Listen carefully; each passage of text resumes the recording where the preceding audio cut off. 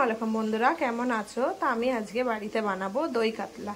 তা কিভাবে বানাবো তোমাদেরকে দেখাবো। তো এখানে আমি নিয়ে নিয়েছি অল্প পরিমাণ নুন, এখানে দিয়ে দেবো হলুদ,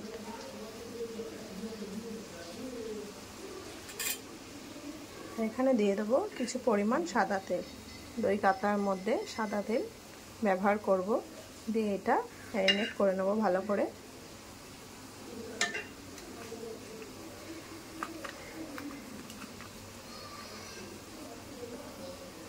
ভালো করে নুন হলুদ মাখিয়ে এখানে ম্যারিনেট করে নিলাম। দই কাতলা করার জন্য এখানে পেঁয়াজ কেটে নিয়েছি, এখানে টমেটো, তো এখানে আমি কাজু বাদাম, মৌরি আর পোস্ত এটা 10 মিনিট ধরে ভিজিয়ে রেখে দিয়েছি। তো এইগুলো সব কিছু আলাদা করে পেস্ট করে নেব সব। এটা গরম হওয়ার পর হালকা আছে আমি মাছগুলোকে ভেজে নেবো। মাছগুলোকে এইভাবে হালকা আছে ভেজে নিয়েছি। তো এখানে তেলটা গরম হয়ে গেছে, এখানে দুটো তেজপাতা, এখানে শুকনো লঙ্কা, এখানে এই যে লং, তো এখানে এই যে এলাচ দিয়ে দিলাম।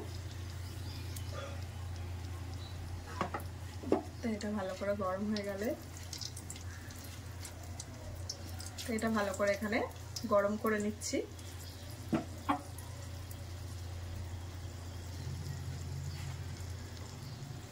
তো এখানে গরম হওয়ার পর এখানে আমি পেঁয়াজ বাটাটা এখানে দিয়ে দিলাম।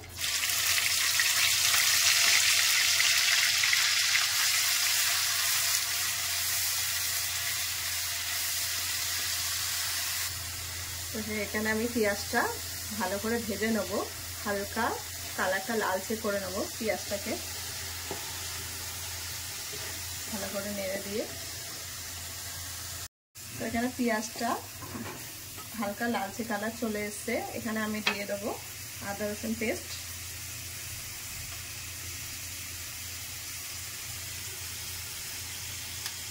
আদা রসুনটা ভালো করে মিক্সড করে নেবো। মিক্সড করে তো এখানে দেখো পেঁয়াজ পেস্ট আর আদা রসুন পেস্ট মিক্সড করার পর কালারটা এইভাবে এত সুন্দর এসছে। এখানে আমি টমেটো পেস্টটাও দিয়ে দেবো। এখানে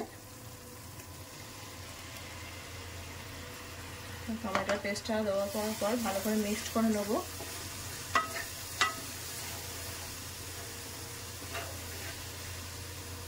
পেস্টটা দেওয়ার পর আমি এখানে কিছু পরিমাণ কাশ্মীরি গুঁড়ো লঙ্কা দিয়ে দিচ্ছি। আপনারা চাইলে দিতে পারেন, এখানে দিলে কালারটা সুন্দর আসবে, লালচে কালার। তো আপনারা দেখতেই পাচ্ছেন কালারটা খুবই সুন্দর এসছে। আমাদেরকে দেখিয়েছিলাম কাজু বাদাম, মৌরি আর পোস্ত পেস্ট করে যেখানে দিয়ে দিলাম।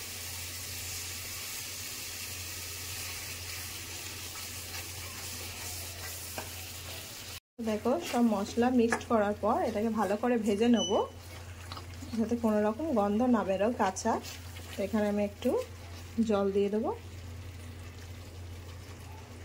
দিয়ে আমি ভালো করে মশলাটাকে ভেজে নেব। এখানে আমি কিছু পরিমাণ জিরে দিয়ে দিলাম আর এখানে ধনে দিয়ে দিলাম, ধনে দিয়ে মশলাটাকে ভালো করে ভেজে নেব। তো দেখো সব মশলাগুলো মিক্সড করার পর ভালো করে কষে নেওয়ার পর কালারটা খুবই সুন্দর এসছে, তেল তেল বেরিয়ে গেছে। এবার আমি এখানে টক দই দিয়ে দেবো। টক দইটাকে আমি আগে থেকে ভালো করে ফেটে নিয়েছি, আমি দিয়ে দেবো ওখানে। এখানে আমি টক দইটাকে দিয়ে দেবো। এখানে এই যে টক দই দিয়ে দিলাম।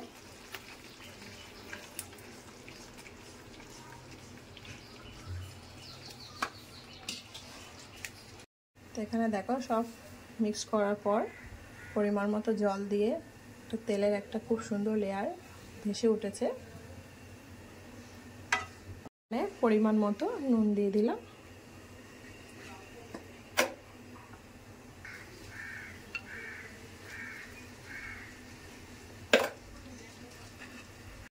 তো এখানে এই যে ভেজে রাখা মাছটা এখানে আমি এবার দিয়ে দেবো।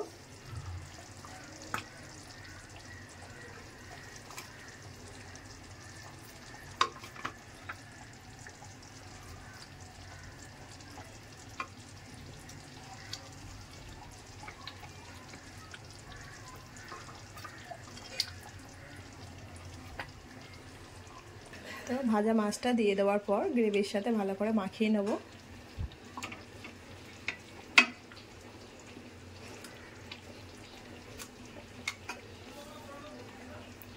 তো মাখিয়ে নেওয়ার পর 5 থেকে 10 মিনিট এটাকে আমি ঢেকে দেবো।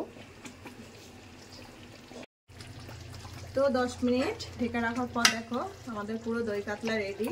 তো এখানে আমি কোচানো ধনেপাতা উপর দিয়ে দেবো। এখানে কেটে রাখা কাঁচা লঙ্কা উপর থেকে দিয়ে দিলাম। পুরো আমাদের দই কাতলা একবার রেডি। তো আমার ভিডিও ভালো লাগলে অবশ্যই তোমরা সাবস্ক্রাইব করো। নেক্সট ব্লগে আবার দেখা হবে। আল্লাহ হাফিজ।